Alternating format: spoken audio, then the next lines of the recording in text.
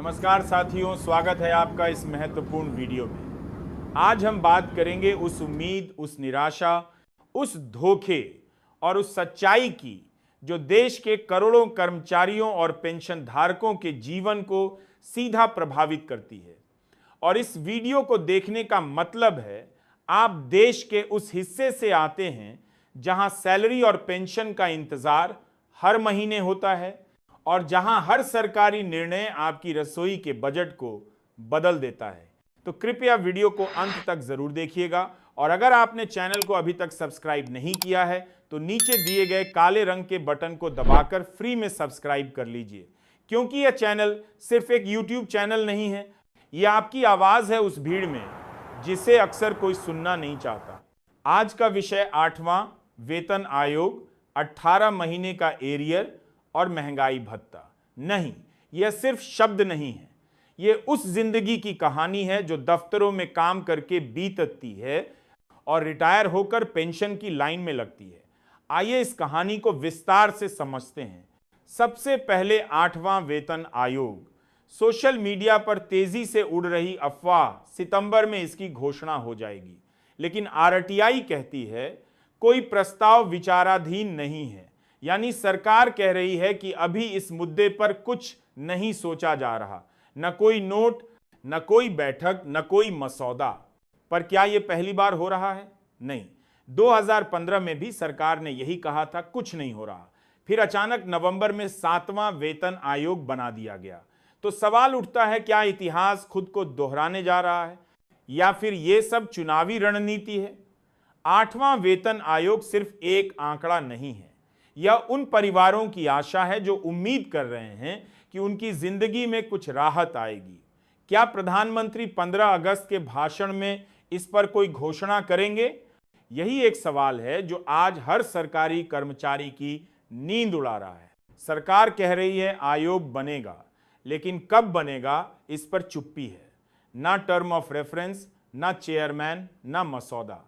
सवाल यह है, अगर नींव ही नहीं रखी गई तो इमारत कब बनेगी? लेकिन शायद सरकार यह भी जानती है कि आशा पर ही पूरी व्यवस्था टिकी है और वह इस आशा को चुनावी हवा में घोलना चाहती है। अब बात करते हैं उस जले पर जो हर महीने जलता है, 18 महीने का एरियर। जनवरी 2020 से जून 2021 ये वो वक्त था जब कोरोना का डर था, लेकिन उससे भी बड़ा डर था खर्चों का, और इसी बहाने सरकार ने 18 महीने का डीए रोक दिया। पर क्या यह वैध था? जब आरटीआई लगाई गई तो जवाब आया, यह सिर्फ कैबिनेट का निर्णय था, कोई कोर्ट या संवैधानिक अनुमति नहीं थी। यानी सरकार ने खुद से तय किया कि कर्मचारियों का पैसा रोका जा सकता है। अब आप सोचिए, क्या आपका मेहनताना कोई रोक सकता है? अगर हां, तो फिर कानून का क्या मतलब? और अगर नहीं, तो फिर यह मामला अब तक कोर्ट में क्यों नहीं गया? लेकिन अब कर्मचारी संगठन सुप्रीम कोर्ट जाने की तैयारी कर रहे हैं, क्योंकि सुप्रीम कोर्ट पहले ही कह चुका है कि सरकारें पेंशन या सैलरी में कटौती नहीं कर सकती। यदि करती हैं तो ब्याज सहित भुगतान करना होगा। अब यह लड़ाई संसद की नहीं है, यह लड़ाई सुप्रीम कोर्ट की होने जा रही है और शायद यह देश की सबसे बड़ी कानूनी लड़ाई बन सकती है, जिसमें सरकार और कर्मचारी आमने सामने होंगे। यह सवाल अब सिर्फ पैसे का नहीं है, यह सवाल है भरोसे का। और अगर भरोसा टूटता है तो सत्ता का ढांचा हिल सकता है। जेसीएम सचिव शिव गोपाल मिश्रा ने सरकार को 15 अगस्त तक अल्टीमेटम दिया है। अगर तब तक घोषणा नहीं हुई तो या तो सुप्रीम कोर्ट में केस जाएगा या सड़कों पर आंदोलन होगा, और इस बार कर्मचारी चुप नहीं बैठेंगे। अब आते हैं उस मुद्दे पर जो हर महीने की जेब से जुड़ा है, महंगाई भत्ता। जुलाई 2025 से डीए बढ़कर 58% हो चुका है। एआईसीपीआई के आंकड़े भी यही कहते हैं, लेकिन सरकार कह रही है अभी नहीं। क्यों? हर बार यही होता है, आंकड़े जुलाई में आते हैं लेकिन घोषणा अक्टूबर में होती है, दिवाली के आसपास। तो क्या यह भी एक दिवाली बोनस की तरह है जिसे सरकार अपने फायदे के लिए इस्तेमाल करती है? शिव गोपाल मिश्रा सरकार से पूछते हैं, जब सब डिजिटल हो गया है तो फिर महंगाई भत्ता देने में 3 महीने की देरी क्यों? क्या यह देरी जानबूझकर की जाती है ताकि कर्मचारियों को उनकी मेहनत की कमाई समय पर न मिल सके। सरकार दावा करती है कि भारत डिजिटल बन गया है, लेकिन जब डीए और डीआर की बात आती है तो यही सरकार पुराने डर्रे पर चलती है। क्या यह दोहरा मापदंड नहीं है? अब आते हैं उस धोखे पर जो सीधे आपके बैंक खाते को खाली कर सकता है।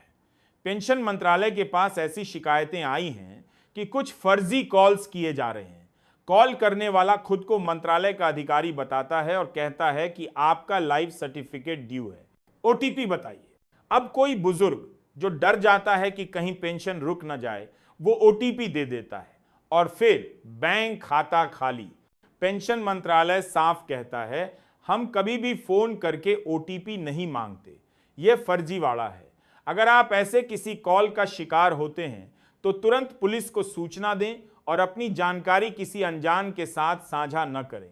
तो साथियों, यह देश की हकीकत है। यह वो कहानी है जो अखबार के आखिरी पन्ने पर छपती है, लेकिन जिसकी गूंज करोड़ों घरों में सुनाई देती है। यह सिर्फ खबर नहीं है, यह एक आंदोलन है, और यह आंदोलन तभी कामयाब होगा जब आप जैसे लोग जागेंगे, सवाल पूछेंगे और सरकार को जवाबदेह बनाएंगे।